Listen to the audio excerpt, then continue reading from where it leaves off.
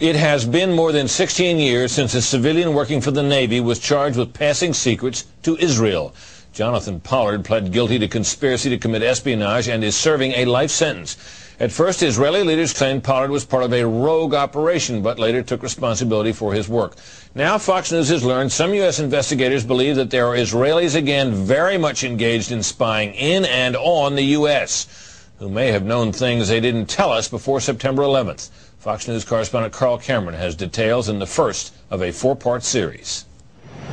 Since September 11th, more than 60 Israelis have been arrested or detained, either under the new Patriot anti-terrorism law or for immigration violations. A handful of active Israeli military were among those detained, according to investigators, who say some of the detainees also failed polygraph questions when asked about alleged surveillance activities against and in the United States. There is no indication that the Israelis were involved in the 9/11 attacks, but investigators suspect that the Israelis may have gathered intelligence about the attacks in advance and not shared it. A highly placed investigator said there are, quote, tie-ins, but when asked for details, he flatly refused to describe them, saying, quote, evidence linking these Israelis to 9/11 is classified. I cannot tell you about evidence that has been gathered. It's classified information. Fox News has learned that one group of Israelis, spotted in North Carolina recently, is suspected of keeping an apartment in California to spy on a group of Arabs who the United States is also investigating for links to terrorism. Numerous classified documents obtained by Fox News indicate that even prior to September 11th, as many as 140 other Israelis had been detained or arrested in a secretive and sprawling investigation into suspected espionage by Israelis in the United States. Investigators from numerous government agencies are part of a working group that's been compiling evidence since the mid-90s. These documents detail hundreds of incidents in cities and towns across the country that investigators say, quote, may well be an organized intelligence gathering activity. The first part of the investigation focuses on Israelis who say they are art students from the University of Jerusalem and Bezalel Academy. They repeatedly made contact with U.S. government personnel, the report says, by saying they wanted to sell cheap art or handiwork. Documents say they, quote, targeted and penetrated military bases, the DEA, FBI, and dozens of other government facilities, and even secret offices and unlisted private homes of law enforcement and intelligence personnel. The majority of those questioned, quote, stated they served in military intelligence, electronic surveillance intercept, and or explosive ordnance units. Another part of the investigation has resulted in the detention and arrests of dozens of Israelis at American Mall kiosks, where they've been selling toys called Puzzle Car and Zoomcopter. Investigators suspect a front. Shortly after the New York Times and Washington Post reported the Israeli detentions last month, the carts began vanishing. Zoomcopter's webpage says, we are aware of the situation caused by thousands of mall carts being closed at the last minute. This in no way reflects the quality of the toy or its saleability. The problem lies in the operator's business policies. Why would Israelis spy in and on the U.S.? A General Accounting Office investigation referred to Israel as Country A and said, quote, according to a U.S. intelligence agency, the government of Country A conducts the most aggressive espionage operation against the U.S. of any U.S. ally. A defense intelligence report said Israel has a voracious appetite for information and, quote, the Israelis are motivated by strong survival instincts which dictate every facet of their political and economic policies. It aggressively collects military and industrial technology, and the U.S. is a high priority target. The document concludes, quote, Israel possesses the resources and technical capability to achieve its collection objectives. A spokesman for the the Israeli embassy here in Washington issued a categorical denial, saying any suggestion that Israelis are spying in or on the U.S. is, quote, simply not true. There are other things to consider, and in the days ahead, we will take a look at the U.S. phone system and law enforcement's methods for wiretaps, and an investigation into the possibility that both have been compromised by our friends and allies overseas. Brett? Carl, what about this question of advanced knowledge of what was going to happen on 9/11? How clear are investigators that some Israeli agents may have known something? Well, it's very explosive information, obviously, and there's a great deal of evidence that they say they have collected, none of it necessarily conclusive. It's more when they put it all together. A bigger question, they say, is how could they not have known? Almost a direct quote, Brett. Yeah, this going to the fact that they were spying on some Arabs, right? Correct. All right, Carl, thanks very much. We reported on the approximately 60 Israelis who had been detained in connection with the September 11th terrorism investigation. Carl Cameron reported that U.S. investigators suspect that some of these Israelis were spying on Arabs in this country and may have turned up information on the planned terrorist attacks back in September that was not passed on. Tonight, in the second of 4 reports on spying by Israelis in the U.S., we learn about an Israeli-based private communications company for whom a half dozen of those 60 detained suspects worked. American investigators fear information generated by this firm may have fallen into the wrong hands and had the effect of impeding the September 11th terror inquiry. Here's Carl Cameron's second report. Fox News has learned that some American terrorism investigators fear certain suspects in the September 11th attacks may have managed to stay ahead of them by knowing who and when investigators are calling on the telephone. How? By obtaining and analyzing data that's generated every time someone in the U.S. makes a phone call. One sitting in city, please. Here's how the system works. Most directory assistance calls and virtually all call records and billing in the U.S. are done for the phone companies by Amdocs Limited, an Israeli-based private telecommunications company. Amdocs has contracts with the 25 biggest phone companies in America and more worldwide. The White House and other secure government phone lines are protected, but it is virtually impossible to make a call on normal phones without generating an Amdocs record of it. In recent years, the FBI and other government agencies have investigated Amdocs more than once. The firm has repeatedly and adamantly denied any security breaches or wrongdoing. But sources tell Fox News that in 1999, the super-secret National Security Agency, headquartered in northern Maryland, issued what's called a top-secret, sensitive, compartmentalized information report, TSSCI, warning that records of calls in the United States were getting into foreign hands, in Israel in particular. Investigators do not believe calls are being listened to, but the data about who's calling whom and when is plenty valuable in itself. An internal Amdocs memo to senior company executives suggests just how Amdocs-generated call records could be used. Quote, widespread data mining techniques and algorithms, combining both the properties of the customer, like credit rating, and properties of the specific behavior such as whom the customers are calling. The Amdocs memo says the system should be used to prevent phone fraud, but U.S. counterintelligence analysts say it could also be used to spy through the phone system. Fox News has learned that the NSA has held numerous classified conferences to warn the FBI and CIA how Amdocs records could be used. At one NSA briefing, a diagram by the Argonne National Lab was used to show that if the phone records are not secure, major security breaches are possible. Another briefing document said, quote, it has become increasingly apparent that systems and networks are vulnerable. Such crimes always involve unauthorized persons or persons who exceed their authorization, acting on exploitable vulnerabilities.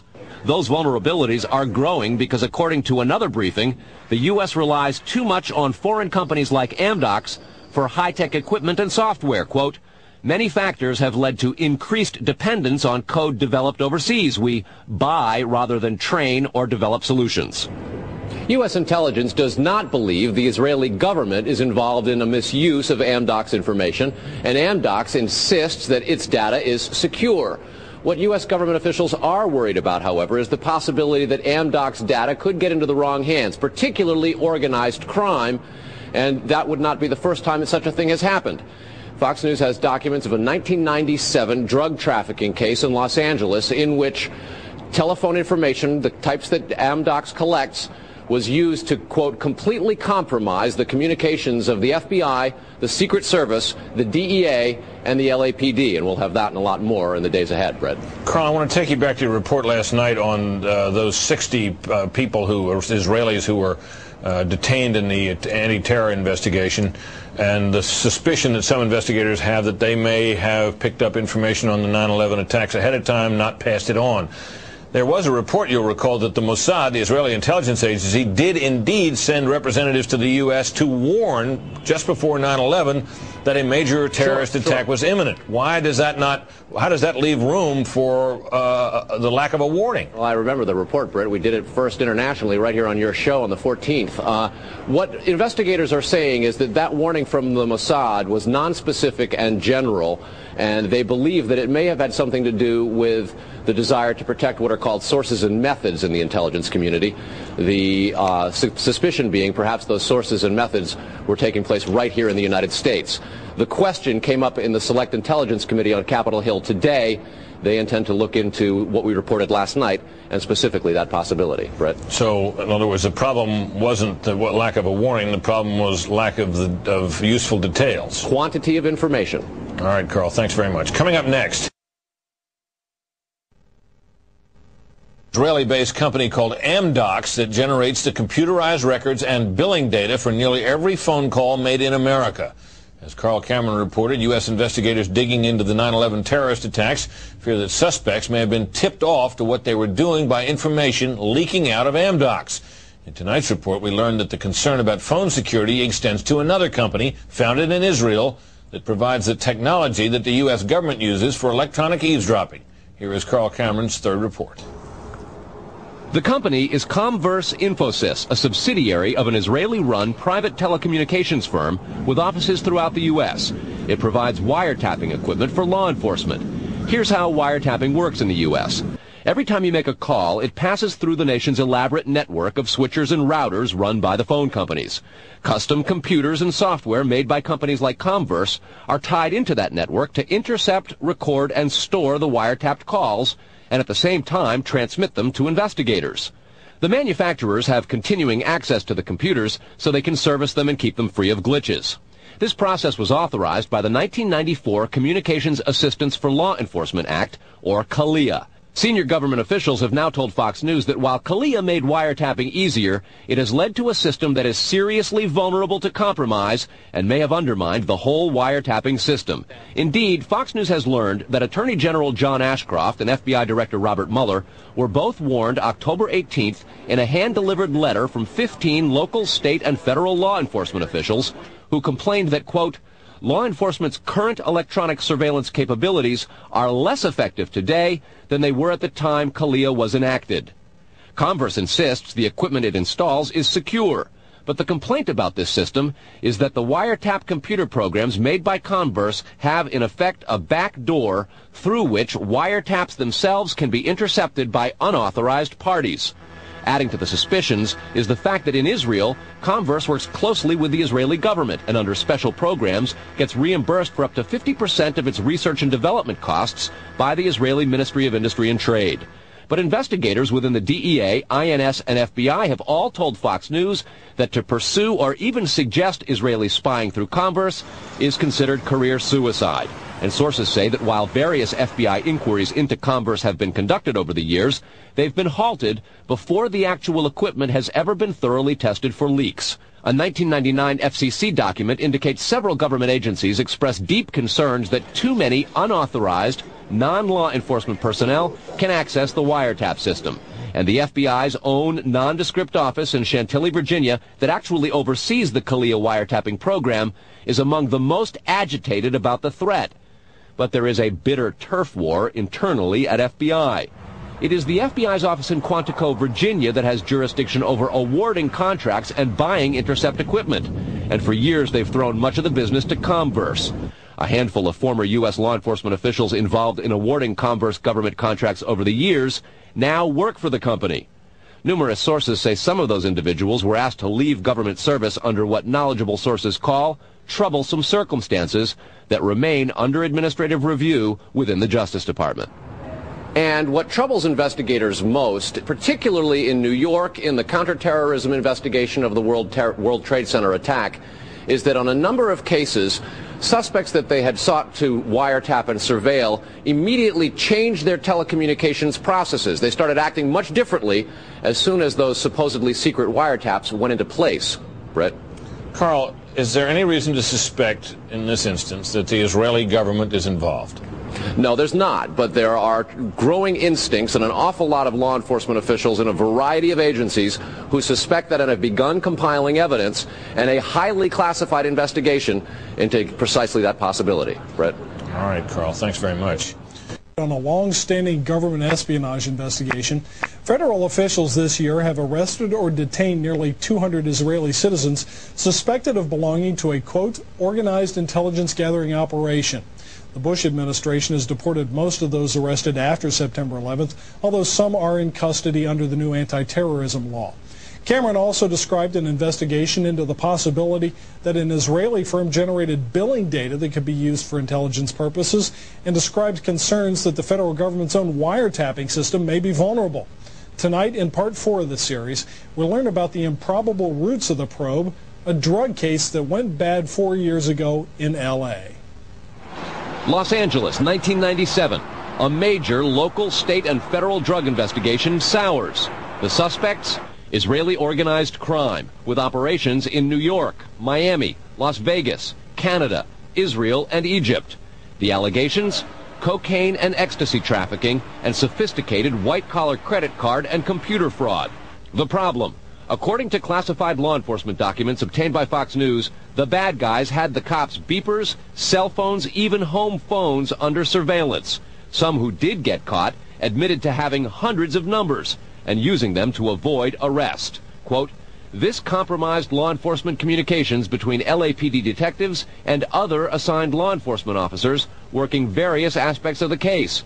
The organization discovered communications between Organized Crime Intelligence Division detectives, the FBI, and the Secret Service.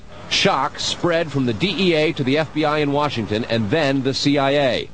An investigation of the problem, according to law enforcement documents, concluded, quote, the organization has apparent extensive access to database systems to identify pertinent personal and biographical information. When investigators tried to find out where the information might have come from, they looked at Amdocs, a publicly traded firm based in Israel. Amdocs generates billing data for virtually every call in America, and they do credit checks. The company denies any leaks, but investigators still fear that the firm's data is getting into the wrong hands. When investigators checked their own wiretapping system for leaks, they grew concerned about potential vulnerabilities in the computers that intercept, record, and store the wiretapped calls. A main contractor is Comverse Infosys, which works closely with the Israeli government and under a special grant program is reimbursed for up to 50% of its research and development costs by Israel's Ministry of Industry and Trade. Asked this week about another sprawling investigation and the detention of 60 Israelis since September 11th, the Bush administration treated the questions like hot potatoes. I would just refer you to the Department of Justice with it. I'm not familiar with the report. I'm aware that some Israeli citizens have been detained. With respect to why they are being detained and the other aspects of your question, whether it's because they are in intelligence services or what they were doing, I will defer to the Department of Justice and the FBI to answer that.